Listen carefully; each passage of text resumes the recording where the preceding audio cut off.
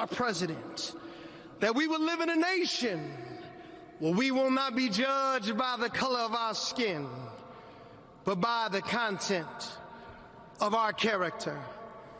Yeah, the prayer obviously heavily citing Martin Luther King Jr. It's, you know, a nod to the federal holiday that overlapped with the inauguration. Maybe more than that, as we talked to the pastor himself about it, Pastor Lorenzo joins us. Welcome.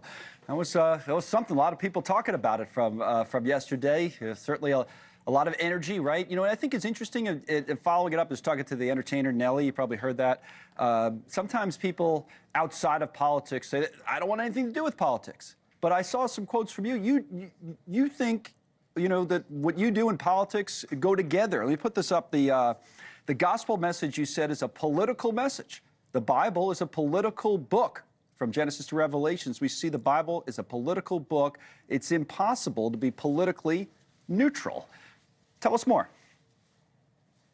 You cannot be spiritual without being political. Dr. King was a pastor. He had his theological degree in ministry. And for us as leaders, we need to equip the people of God. We need to equip all people to understand that the Bible is a political book. If you take politics out of the Bible, you have no Bible. Look at King David. Jesus was crucified because he said that he was a king. It behooves us as spiritual leaders, it behooves us as great Americans to be able to be clear about our political positions. Now, you've been clear about your position. You're in line, it seems like, right, with President Trump on many issues. What do you make of people who, you know, other reverends and the like, who are not? Did you see the National Prayer Service today with the President, the First Lady, and everybody was there? And the Reverend there, she had some comments clearly directed to the president about his policies while he was sitting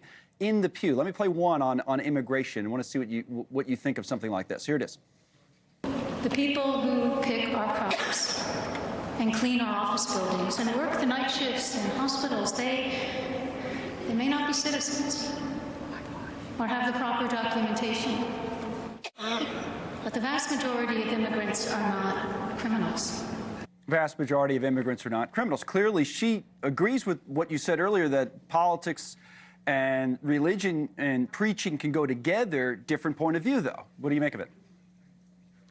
I was there. I was sitting with the Trump family, and to be quite frank with you, I began to pray inside of my heart because most people are apolitical and they're ahistorical.